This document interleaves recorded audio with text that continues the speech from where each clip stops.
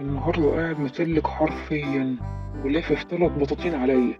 لقيتني بقول لنفسي: يا واد قوم ما تستسلمش، قوم شم هوا. قمت واخد بعضي وقعدت افكر اروح فين. فجأة لقيتني في الحسين، مش عارف ازاي. بصراحة منطقة جميلة جدا وناسها أجمل. تمشي في المكان كأنك ماشي جوه مسلسل أرابيسك، كأنك ماشي جوه فيلم خان الخليلي. أجواء شبه أجواء رمضان بس بتاعت زمان. تتفرج على المحلات والقهاوي، تشتري مشغولات دبل أو سلاسل من النحاس أو الفضة، خواتم بقى على حلقان وخلافه. للبنات طبعا يلبسوا الزي الهندي يتصوروا بيه. وفي طبعا بخور وتركيبات عطور. لو حد عايز يفتح كافيه هيلاقي هناك كل مستلزماته. ولازم لما تتمشى في الحسين تزور مسجده، مسجد الحسين. عارفين ليه المسجد اتسمى بالاسم ده؟ يعني في كلام بيتقال إن رأس الإمام الحسين مدفونة فيه. بيقال إنه مع بداية الحروب الصليبية خاف حاكم مصر وقتها اللي هو كان الخليفة الفاطمي على رأس الإمام الحسين من الأذى اللي ممكن يصل لها في مدينة عسقلان بفلسطين، اللي هو أصلا كان مكانها الأول. فبعت يطلب قدوم رأس الإمام الحسين لمصر، وتم دفنه في مسجد الحسين اللي هو جوه المقام طبعا. ولما تروح الحسين لازم تعدي على خان الخليل. هتلاقوا مليان بازارات ومطاعم ومحلات ومطاعم شعبية طبعا وسياح. بصوا هتلاقوا هناك راحة وروقان جامد جدا. وطبعا ما ننساش شارع المعز، هتلاقوا فيه 212 أثر إسلامي ومحلات الصاغة القديمة. حتى المباني هناك شبه المباني التاريخية القديمة. وطبعا لازم تقعدوا تحبسوا على قهوة الفيشاوي اللي هي كان بيقعد عليها الأديب الكبير طبعا نجيب محفوظ. ولازم كمان تقعدوا تاكلوا في المطاعم هناك.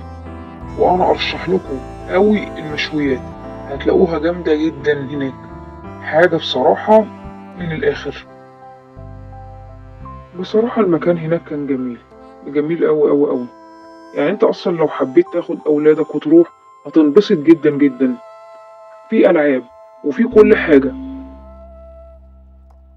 محلات بتبيع ألعاب ومحلات بتبيع سباح وعطور وسلاسل وفضيات وكل حاجة. هتلاقي كل حاجة هناك من الإبرة للصاروخ. بصراحة أنا انبسطت جدا لما روحت. أنا كمان من كتر جمال المكان ما كنتش عايز أمشي، كنت عايز أفضل قاعد هناك. عارفين كمان إيه أحلى حاجة في الحسين؟ المطاعم اللي هناك. المطاعم اللي هناك جميلة جميلة جميلة. في مطعم اسمه مطعم العهد الجديد. بصوا ده بقى مشهور جدا، مشهور بالأكل اللي بيقدم أكل مصري أصيل. عارفين بقى يعني بيقدم إيه؟ بيقدم فتة وعنده كوارع وعنده حمام. عارفين انتوا الحاجات اللي على مزاجنا احنا بقى، على مزاجنا احنا كمصريين. ده طبعا وكمان بيقدم طواجن وبيقدم حلويات شرقية. بصراحة يعني مش هو بس في كذا مطعم هناك حلوين جدا جدا. الأكل هناك أنت بتبقى قاعد بتاكل وقدامك الناس رايحة جاية، ومكان أنت كأنك قاعد في لوحة. احنا قاعدين ناكل وسط لوحة فنية، مش مجرد إنك أنت قاعد بتاكل في مطعم وخلاص. لا لا لا لا، الأجواء نفسها الأجواء جميلة. الأجواء تحسسك إن أنت في فترة السبعينات، فترة الستينات، حاجة كده من زمان، كده من زمن فات. الحاجات اللي ما بنشوفهاش إلا في الأفلام الأبيض والأسود. أنا روحت الحسين بالنهار مرة، بس حبيت الأجواء أكتر بالليل. واللي أحلى من النهار والليل إنك تروح الحسين في رمضان، هتلاقي حاجة تانية خالص. أنوار في كل حتة، بهجة وسرور. وفعلا بص، مش هتحتاج أصلا إن أنت ولا تتابع مسلسلات ولا تتفرج على تلفزيون. أنت قاعد في رمضان اللي بحقه حقيقي، رمضان اللي احنا افتقدناه من سنين. هو ده رمضان فعلا، رمضان في الحسين. ده جامع الحسين متدفن. على فكرة هو اتبنى سنة 1154 للمعلومية. والجامع اتبنى أيام الفاطميين. وعلى فكرة هو بيقال برضه في رواية أخرى، بيقولوا إن السيدة زينب أخته لما جت على مصر سنة 61 هجري استقبلها المصريين، وكانت معاها راس سيدنا الحسين. بس هي دي أقاويل طبعا، بس احنا مش عارفين أنهي الأكيد فيهم. مكان الجامعة بالظبط في حي مصر القديمة، وجنبه خان الخليلي وجامع الأزهر. وده المقام ده ليه مكانة كبيرة جدا عند المصريين، عشان طبعا هم معتقدين إن سيدنا الحسين مدفون يعني راسه جوه يعني. كلها أقاويل صراحة، بس احنا مش عارفين أنهي الأصدق يعني. بس الجامع جميل أوي من جوه، والمقام كمان جميل أوي أوي. المشكلة بس إن أنا لما نزلت كنت نازل يوم حد، تقريبا كان في حاجات كتير محلات كانت قافلة، فكنت عايز أصور كتير بس للأسف معرفتش أصور غير الحاجات دي بس. كان نفسي أصور كل حاجة. من الحاجات برضو الحلوة أوي اللي كان نفسي أصورها بس ملحقتش، بيت السحيمي، اللي هو كان بيت الشيخ عبد الوهاب الطبلاوي.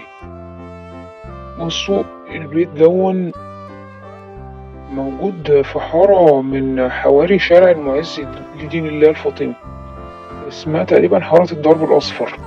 هو البيت دون بقى ايه، عبارة عن ايه، قسمين، واحد قبلي وواحد بحري. اللي عمل القسم القبلي الشيخ عبد الوهاب الطبلاوي، واللي عمل القسم البحري كان اسمه الحاج اسماعيل ابن اسماعيل شلبي.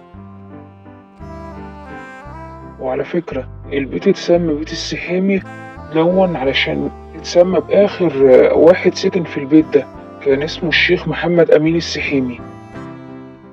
عملوا للبيت عمليات تجديد كده وطوروه في التسعينات، بس أنا ملحقتش أصوره للأسف.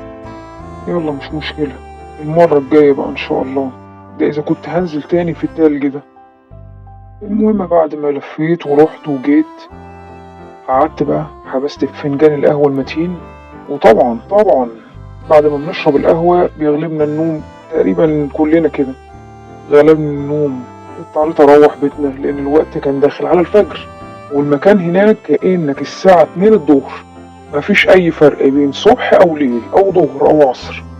خدت بعضي وروحت، ورجعت اتكلفت تاني بالبطاطين كأن شيئا لم يكن. بس ايه، بعد ما كنت قضيت يوم من الايام اللي ما تتنسيش.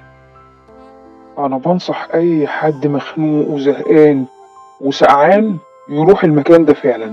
هتحس انك وسط اهلك الطيبين في قلب بلدك، هتحس ان انت رجعت 30 سنة لورا. لا الغريبة واللي يغيظ ان انا بعد ما رجعت البيت لقيت النوم طار من عينيا. قعدت عافر مفيش فايدة. قعدت اتندمت قلت يا ريتني كنت فضلت قاعد هناك، بلا نوم بلا دوشة بلا وطاطين بلا سقعة.